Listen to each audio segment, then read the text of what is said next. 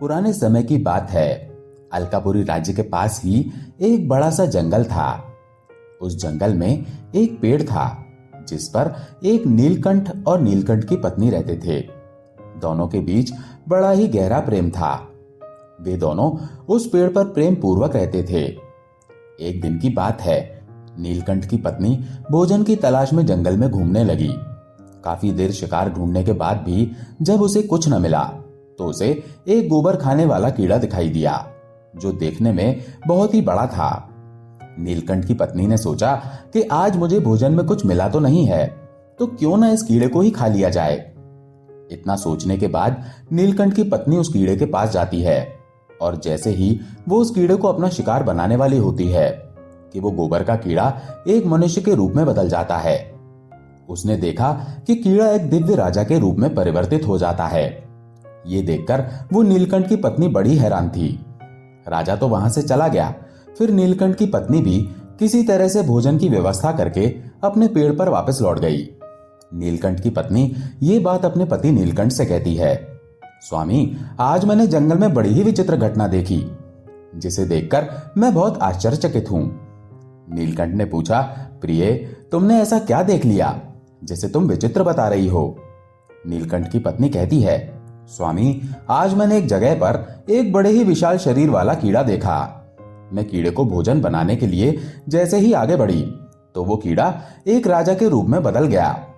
ये बात मेरी समझ में नहीं आई कि अगर वो कीड़ा था तो राजा कैसे बन गया, और अगर वो कोई राजा था तो कीड़ा क्यों बना? नीलकंठ अपनी पत्नी की इतनी बात सुनने के बाद जोर जोर से हंसने लगा और कहने लगा, हे प्रिय, मुझे लगता है कि जंगल में आज तुमने राजा वीर प्रताप को देख लिया है जो इसी देश का राजा है। नीलकंठ की बात सुनकर उसकी पत्नी और भी हैरान हो जाती है। नीलकंठ की पत्नी कहने लगती है, स्वामी, राजा वीर प्रताप ने ऐसे कौन से बुरे काम कर दिए जिससे उनको कीड़ा बनना पड़ा? वो इस तरह की गति को क्यों प्राप्त हुए? हमने तो सुना है कि हमारे राज्य के राजा तो बड़े ही धर्मात्मा हैं। बिना दान पुण्य के तो वो भोजन भी नहीं करते। फिर उनसे ऐसा कौन सा पाप हो गया? फिर नीलकंठ कहता है, प्रिय, राजा का ये स्वभाव ही उसके लिए मुसीबत बन गया कि वो अत्यंत दानी धर्मात्मा है। एक दिन उन्होंने ऐसा दान कर दिया जिसके कारण उन्हें कीड़े की योनि भोगनी पड़ी।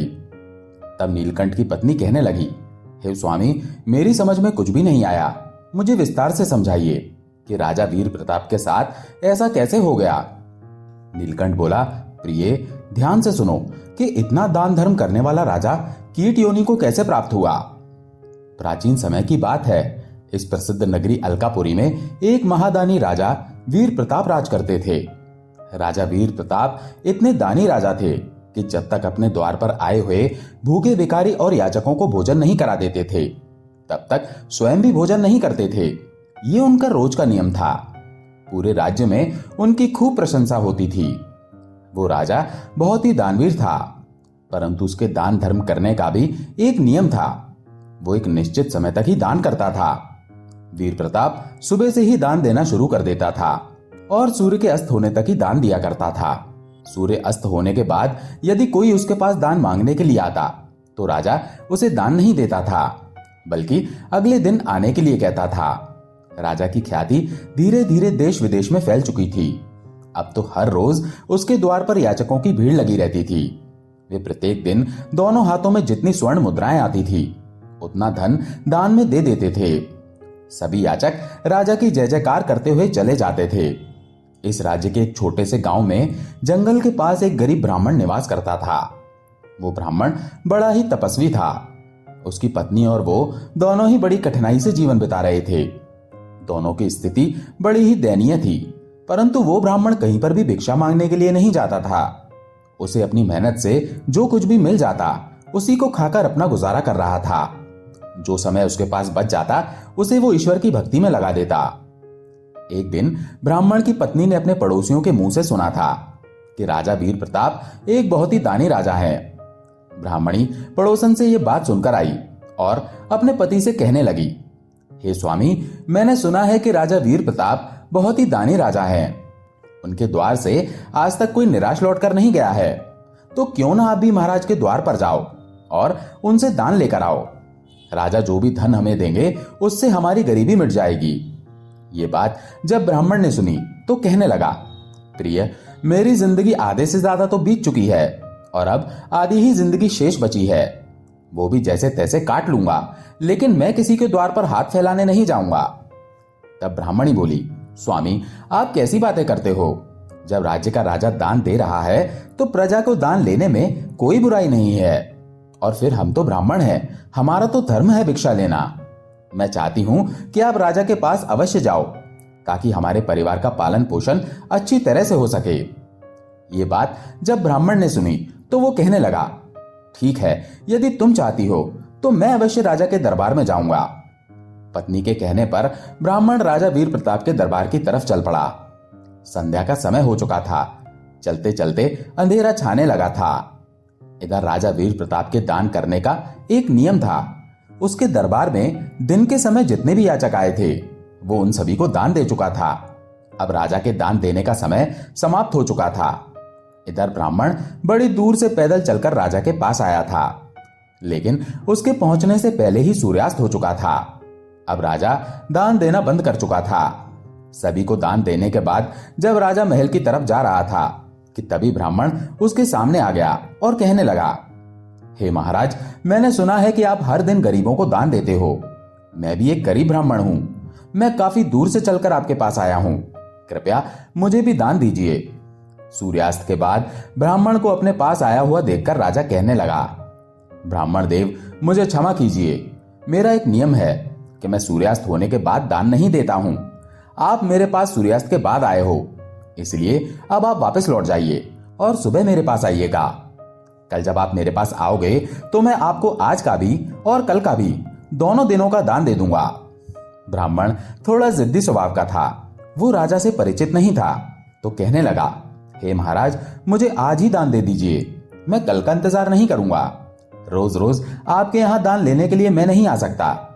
जब राजा ने यह बात सुनी तो उसे क्रोध आ गया, लेकिन राजा ने उसे फिर से समझाया कि ब्राह्मण देव, तुम्हें कल ही दान लेने के लिए आना पड़ेगा। मैं तुम्हें कल ही दान दे सकता हूं, आज नहीं। ब्राह्मण फिर से बोला, महाराज, मैं तो दान आज ही लूंगा, कल मैं आपके पास नहीं आ सकता। यह बात राजा को कुछ अच्छी नहीं लगी। राजा क्रोध में आ गया और क्रोधित होकर राजा ने देखा कि वहां पर कुछ घोड़ों की लीद पड़ी थी, क्योंकि राजा चलते चलते घोड़ों के अस्तबल के पास आ चुका था। राजा ने देखा कि ब्राह्मण आज ही दान देने की जिद कर रहा है, तो राजा ने घोड़े की लीद उठाकर ब्राह्मण के कमंडल में डाल दी। ब्राह्मण उस लीद को लेकर वापस अपने घर की तरफ चल पड़ा। घर पर उसकी पत्नी इंतजार कर रही थी और सोच रही थी कि आज मेरे पति राजा से दान लेकर आएंगे, हमारी सारी गरीबी दूर हो जाएगी। जब उसने अपने पति को घर आता हुआ देखा तो वो बहुत ही खुश हुई और ब्राह्मण से कहने लगी, हे पतिदेव, आज महाराज ने आपको कितना दान दिया है? मैंने तो आपसे पहले ही कहा था कि महाराज के दरबार में जाओ तो महाराज हमारी गरीबी मिटा देंगे। ये बात सुनकर ब्राह्मण बोला, भाग्यवान, दान देने वाले ने दान दे दिया और मैंने उसे ले भी लिया। इस आंगन को गोबर से लीप लो, तब मैं तुम्हें राजा का दिया हुआ दान दिखाऊंगा, नहीं तो यह दान अपवित्र हो जाएगा। बड़ी खुशी के साथ ब्राह्मण की पत्नी ने उस जगह को गोबर से लीप दिया और उस जगह पर एक दीपक जलाकर रख दिया। ब्राह्मण की पत्नी वहीं जाकर बैठ गई। उसके बाद ब्राह्मण ने लीद से भरा हुआ पात्र अपनी पत्नी को दे दिया। ये देखकर ब्राह्मण की पत्नी बहुत ही आश्चर्यचकित हुई और कहने लगी, हे स्वामी, ये कैसा मजाक है? ब्राह्मण ने कहा, मजाक कैसा? जो राजा ने दान में दिया है वो मैंने तुम्हें लाकर दे दिया। अब तो ब्राह्मण की पत्नी बहुत ही दुखी होने लगी। क्या राजा के घर में धन की कमी हो गई है? चलो कोई बात नहीं, गलती हो गई होगी, आप फिर से महाराज के पास चले जाना। वो ब्राह्मण बहुत ही स्वाभिमानी था। कहने लगा, नहीं प्रिय, अब मैं राजा के पास वापस नहीं जाऊंगा। उस दिन के बाद ब्राह्मण कभी राजा के पास दान मांगने नहीं गया। ब्राह्मण ने उस लीद को अपने घर के द्वार पर रख दिया। दान का जो फल होता है वो दान करने वाले को 1000 गुना होकर वापस मिलता है। राजा ने जो लीद का दान दिया था वो दिन दोगुना और रात चौगुना बढ़ने लगा। ब्राह्मण के घर के द्वार पर धीरे धीरे लीद का एक पहाड़ सा बनता चला गया। वो बहुत बड़ा हो गया था। ब्राह्मण और ब्राह्मणी उस दृश्य को रोजाना देखते थे। ब्राह्मणी अपने पति से पूछती थी कि हे स्वामी, अब इस लीद के पहाड़ का क्या होगा? आप तो शास्त्रों के ज्ञाता हो, मुझे इसका मतलब बताओ। तब ब्राह्मण ने बताया, प्रिय, ये राजा के दान का फल है जो दिन पर दिन बढ़ रहा है और ये फल राजा को ही भोगना पड़ेगा। यदि हम इसे उपयोग में ले रहे होते तो राजा को इसका शुभ फल प्राप्त होता। अब जबकि ये हमारे किसी काम का नहीं है तो इसका परिणाम अब राजा को ही भोगना पड़ेगा। धीरे धीरे समय बीतता चला गया। इस घटना को कई वर्ष बीत चुके थे। एक दिन राजा वीर प्रताप वन में शिकार करने के लिए गया, परंतु राजा वीर प्रताप को कहीं कोई शिकार नहीं मिला। पहले का यह नियम होता था कि जब तक राजा को शिकार नहीं मिलता था वे वापस लौटकर अपने नगर को नहीं जाते थे, चाहे उन्हें मार्ग में ही कहीं क्यों न रुकना पड़े। अब राजा वीर प्रताप विचार करने लगा कि शाम का वक्त हो गया है और सूर्यास्त होने के बाद किसी जीव को सताना क्षत्रिय का धर्म नहीं होता। इसीलिए अब हमें शिकार के लिए वन में आगे नहीं जाना चाहिए और यहीं किसी स्थान पर ठहर जाना चाहिए। राजा जंगल में अपने रुकने का स्थान ढूंढने लगा। स्थान ढूंढते ढूंढते राजा उस ब्राह्मण के घर पहुंच गया जिसे राजा ने वर्षों पहले लीत का दान दिया था। लेकिन राजा अब तक उस घटना को भूल चुका था। राजा वीर प्रताप जब उस ब्राह्मण के घर पहुंचा तो कहने लगा, हे ब्राह्मण देव, मुझे आपके यहां रुकने के लिए स्थान चाहिए। राजा की बात सुनकर ब्राह्मण ने कहा, ठीक है महाराज, आपका हमारी कुटिया में स्वागत है। जो भी रूखा सूखा होगा उससे हम आपका सत्कार करेंगे। राजा को ब्राह्मण पहचान नहीं पाया और ना ही ब्राह्मण ने राजा को पहचाना। राजा उस रात ब्राह्मण की कुटिया में ठहर गया। ब्राह्मण के पास जो भी रूखा सूखा था वो उसने राजा को भोजन के रूप में दिया। भोजन करने के बाद राजा ने रात वहीं बिताई और जब सवेरा हुआ तो राजा की नजर ब्राह्मण की कुटिया के बाहर उस लीद के ढेर पर पड़ी जो अब एक पहाड़ के रूप में बन गया था। उस लीद के पहाड़ को देखकर राजा ब्राह्मण से पूछने लगा, हे ब्राह्मण देव, आपकी इस कुटिया के बाहर ये घोड़े की लीद से बना हुआ पहाड़ है, जबकि आपकी कुटिया में तो कोई घोड़ा ही नहीं है। क्या सचमुच आपके पास इतने सारे घोड़े हैं? तब ब्राह्मण ने उत्तर दिया, हम तो पूजा पाठ तप साधना करने वाले ब्राह्मण हैं, हमें भला घोड़ों से क्या काम। राजा कहने लगा, तो फिर आपके घर के बाहर ये लीद का पहाड़ कैसा है? ब्राह्मण समझाते हुए कहने लगा, यदि आप जानना चाहते हैं कि ये लीद का पहाड़ क्यों है तो इसके पीछे एक बहुत ही बड़ा रहस्य छुपा हुआ है। अब तो उस रहस्य को जानने की राजा की उत्सुकता बढ़ गई। ब्राह्मण ने कहा, कई साल पहले की बात है, मेरी पत्नी ने मुझे जबरदस्ती राजा के यहां दान लेने के लिए भेजा था। वो राजा बहुत ही दानी धर्मात्मा था। वो रोजाना 1.25 मन सोने का दान करता था। तो अपनी पत्नी के कहने पर मैं राजा के पास दान लेने के लिए चला गया। मेरे पहुंचने पर पता नहीं क्यों राजा ने मुझे दान देने से इनकार कर दिया। इसके पीछे की वजह तो मैं नहीं जानता कि राजा ने ऐसा क्यों किया। जब मैं उनसे दान लेने की जिद कर रहा था तो वो मुझे अगले दिन आने के लिए कह रहे थे, लेकिन मैंने राजा की बात नहीं मानी और जब मैं दान लेने की जिद करने लगा तो राजा ने क्रोध में आकर मेरे कमंडल में घोड़े की लीद डाल दी। मैंने राजा का वो दान स्वीकार कर लिया। मैं उसे सम्मान सहित लेकर अपने घर चला आया और मैंने उस लीद को यहां पर रख दिया क्योंकि वो लीद मेरे कुछ काम की नहीं थी और दान की वस्तु को मैं कहीं फेंकना नहीं चाहता था। तब राजा ने पूछा, हे ब्राह्मण देव, राजा ने तो तुम्हें थोड़ी सी लीद दान में दी होगी, पर ये इतना बड़ा पहाड़ कैसे बन गया? तब ब्राह्मण ने समझाते हुए कहा, महाराज, वेद पुराण ये कहते हैं कि जो आदमी जितना दान देता है उसका कई गुना फल उसे वापस मिलता है। राजा का वो दान समय के साथ साथ बढ़कर हजारों गुना बढ़ गया है। अब अपने उस दान का फल राजा को खुद ही भोगना पड़ेगा क्योंकि हमने उसके दिए हुए दान को अपने उपयोग में नहीं लिया। ब्राह्मण की ये बात सुनकर राजा के रोंगटे खड़े हो गए। उसके पैरों तले जमीन खिसक गई।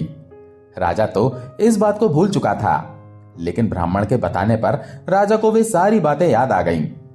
अब तो राजा बहुत ज्यादा घबरा गया। दोनों हाथ जोड़कर ब्राह्मण से पूछने लगा, हे ब्राह्मण देव, फिर राजा इसका फल कैसे भोगेगा? मुझे बस इतना बता दो। ब्राह्मण ने कहा, देखो, अब ये लीद का ढेर उस राजा को खाना पड़ेगा। जब तक वो राजा इसे खा नहीं लेगा तब तक ये बढ़ता रहेगा। ब्राह्मण की बात सुनकर राजा की आत्मा कांप उठी। उसने ब्राह्मण को सारी बात बता दी कि मैं ही वो राजा हूं जिसने आपको लीद का दान दिया था।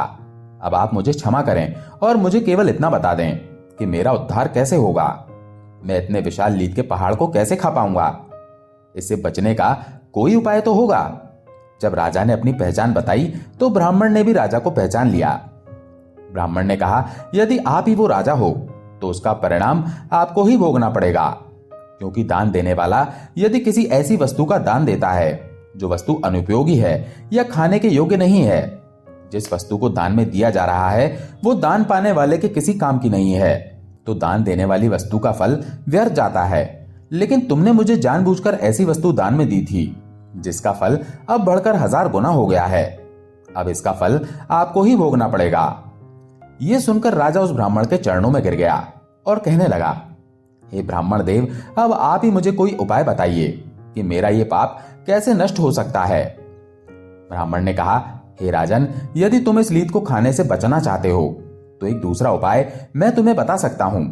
यदि तुम वो उपाय कर लेते हो तो ये लीद तुम अकेले खाने से बच जाओगे।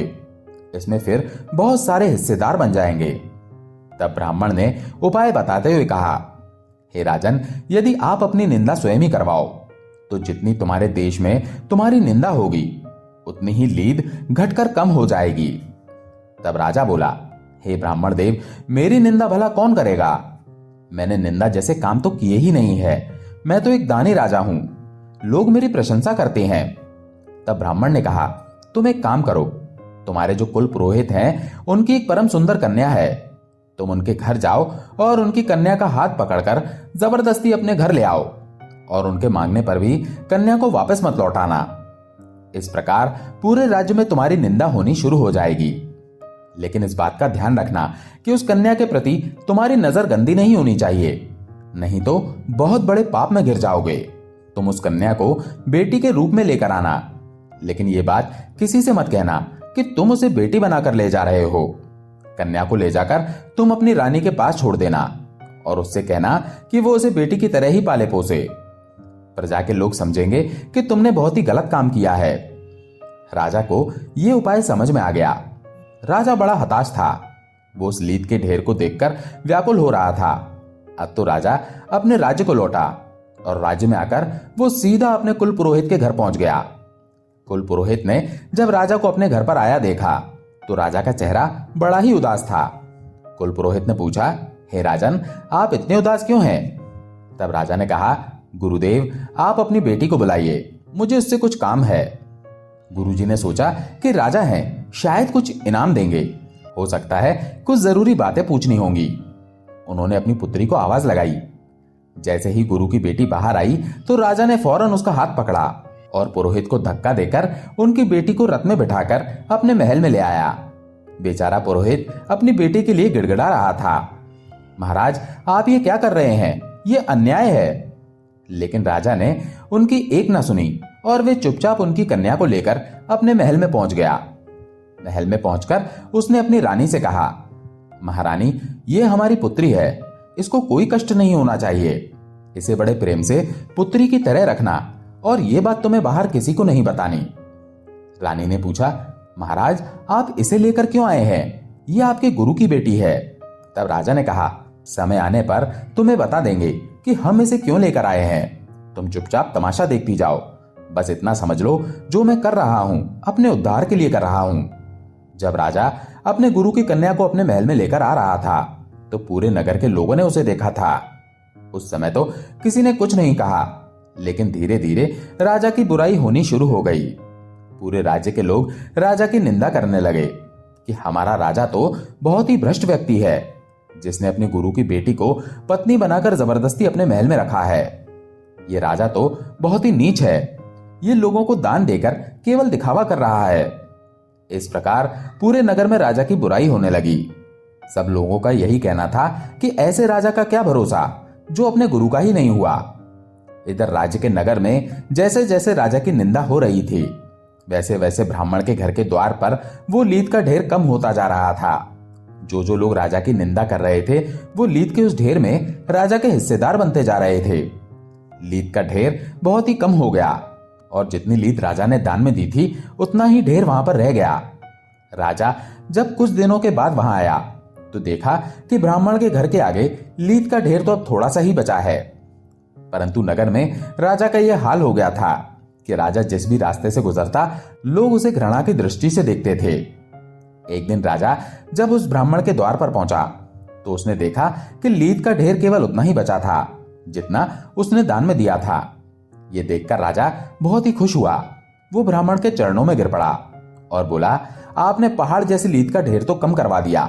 जिन जिन लोगों ने मेरी निंदा की होगी उनके हिस्से में वो लीद चली गई होगी, लेकिन ये जो थोड़ी सी लीद शेष रह गई है, अब उसका भी कोई ना कोई उपाय बता दो। तब ब्राह्मण ने बताया, हे राजन, ये जो लीद रह गई है वो तो तुम्हारे हिस्से की है। तुम्हें इसे किसी न किसी जन्म में खाना ही होगा। तुम्हें इसे खाने के लिए किसी जन्म में कीड़े की योनि धारण करनी पड़ेगी। तब राजा बोला, कोई ऐसा उपाय बताइए जो ये भी खत्म हो जाए। तब ब्राह्मण ने कहा, राजा, मेरा एक गुरु भाई है, वो तुम्हारे ही नगर में रहता है। वो बड़ा ही विद्वान और ईश्वर भक्त है। वे दोनों पति पत्नी बड़े ही सज्जन हैं। हर समय वे ईश्वर के ध्यान में लगे रहते हैं। लगता है उन दोनों ने तुम्हारी बुराई नहीं की होगी। यदि वे दोनों भी तुम्हारी आलोचना करते हैं तो ये लीद का ढेर आज ही समाप्त हो जाएगा। ये बात सुनकर राजा कहने लगा, ठीक है, मैं ये भी प्रयास करके देखता हूं। मैं उनसे भी अपनी निंदा करवाता हूं। तब राजा ने अपना वेश बदल लिया और वेश बदलकर वो उस ब्राह्मण के घर पहुंच गया। उस ब्राह्मण ने राजा का बहुत ही स्वागत किया और बैठने के लिए एक उचित आसन दिया। तब राजा कहने लगा, ब्राह्मण देव, मैंने सुना है कि यहाँ का जो राजा है वो बहुत ही नीच है। ब्राह्मण कहने लगा, होगा, मुझे नहीं पता। राजा ने कहा, वो नीच इसलिए है क्योंकि उसने अपने ही गुरु की पुत्री को बलपूर्वक अपने घर में रख लिया है। ब्राह्मण बोला, मुझे नहीं पता। राजा अपने ही मुख से अपनी बुराई करने लगा, बताओ, अपने गुरु की पुत्री को अपने घर में रख लिया है, ये कहां का न्याय है? ये तो बहुत ही नीच राजा है। ब्राह्मण बोला, भाई, मुझे नहीं पता, और ये सब बातें तुम मुझे क्यों सुना रहे हो? मैं इन सब बातों में ध्यान नहीं रखता हूं। जब राजा ने बार बार उस ब्राह्मण को उकसाया कि वे राजा की आलोचना करे, लेकिन फिर भी उसने आलोचना नहीं की, तब ब्राह्मण ने देखा कि यह व्यक्ति राजा की बहुत ही निंदा कर रहा है और ये चाह रहा है कि मैं भी राजा की निंदा करूं। जरूर इसके पीछे कोई भेद है। तब ब्राह्मण ने अपने तपोबल से देखा तो समझ गया कि ये तो स्वयं यहाँ का राजा है और मुझसे अपनी आलोचना करवाना चाहता है, क्योंकि इसने ऐसी वस्तु दान में दी है जिसका पाप इसे भोगना पड़ेगा, और ये चाहता है कि मैं इसकी निंदा करूं और इसका पाप मुझे भी मिल जाए। ये मुझे अपने पाप में सम्मिलित करना चाहता है। तब ब्राह्मण कहने लगा, हे राजन, मैं तुम्हें पहचान गया हूं। तुम्हारी भलाई इसी में है कि तुम यहां से वापस लौट जाओ। मैं कभी किसी की आलोचना या किसी की बुराई नहीं कर सकता। तुम्हारा पाप तुम्हें ही भोगना पड़ेगा। इस तरह से ब्राह्मण ने फटकार लगाकर राजा को वहां से भगा दिया। निराश होकर राजा वहां से लौट गया और फिर उसी ब्राह्मण के घर पहुंच गया जहां पर वो लीद का ढेर था।